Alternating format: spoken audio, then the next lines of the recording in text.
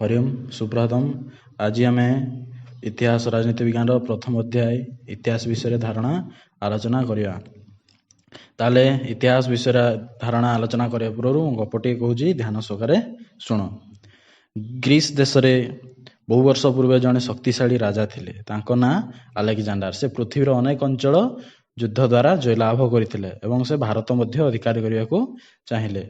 सेतेबेले आम भारतर उत्तर पश्चिम पटे राजत्व करता दुईटी प्रधान राजा थिले, जड़े होउछन्ति अंबी एवं जड़े पुरु।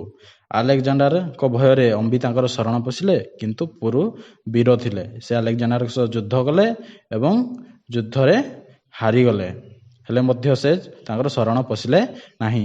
अलेक्जेंडर को द्वारा बंदी होई थिले एवं अलेक्जेंडर तांको पचारे जे पुरु तुमे तो मोर बंदी बर्तमान युद्ध बंदी, तुम मोठारू किपरि व्यवहार आशा करछ। पुरु उत्तर देले, कहले जड़े राजा अन्य जड़े राजा ठारू जेपरि आशा करे मु सेहि भली तुमठारू आशा करुछि।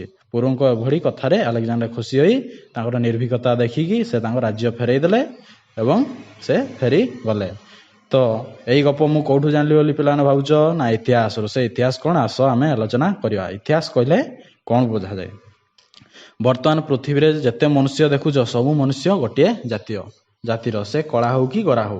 वैज्ञानिक माने मत दियंती जे आज को प्राय 15 लाख वर्ष पूर्व मनुष्यर सृष्टि होइतिला, किंतु मनुष्यर रूप पूर्वरु एपरि नथिला। से नृमानर क्रम विकास घटी मनुष्य सृष्टि होइतिला। वर्तमान से प्रकार जातिर गिबन, ओरांगटांग, गरिला, सिम्पांजी माने एबे पृथ्वी रे देखा जाउछन्ति। गरिलार देहर गठन भली आमर शरीर गठन होइछि। एहा छडा सिम्पांजीर बुद्धि सहित आम शरीर आम मनुष्यर बुद्धि मेल खाए। मनुष्यर संस्कृति धारा अति प्राचीन। सेपरि सामाजिक रीतिनीति, अस्त्र शस्त्र तैयारी मनुष्य संस्कृति आरंभ होइछि बोली कुहा जाए।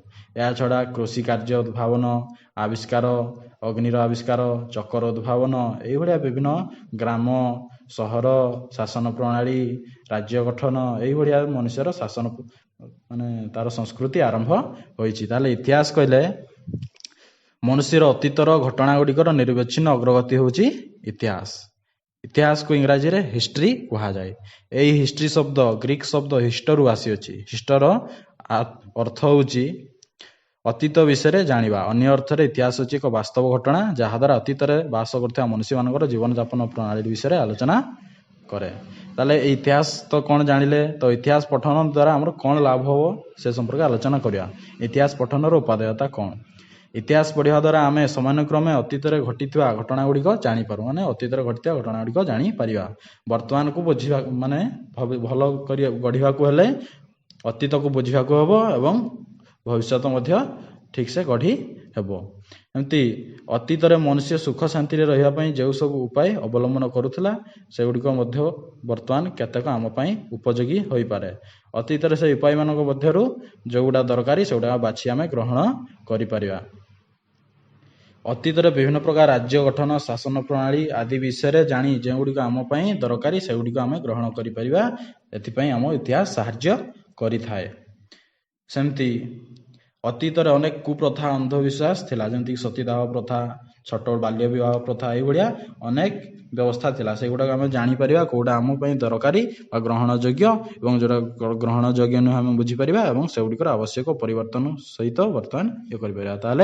इतिहास कौन आम जानिले और इतिहास पठन उपादेयता कौन जानिले।